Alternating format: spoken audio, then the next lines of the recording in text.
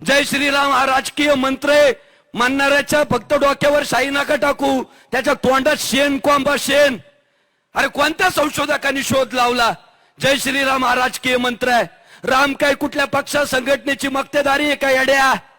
अरे वाल्मिक महर्षींसारख्या, ज्ञानोबा तुकोबांसारख्या संतांनी दिला राम आम्हाला. तुकाराम महाराज म्हणतात झाले राम राज्य काय उन्हे आम्हासी. तुकाराम महाराजच म्हणतात राम म्हणता रामची होईजे, पदी बैसोनी पदवी घेईजे. अरे आम्ही रामनामाचेच धारक आहे.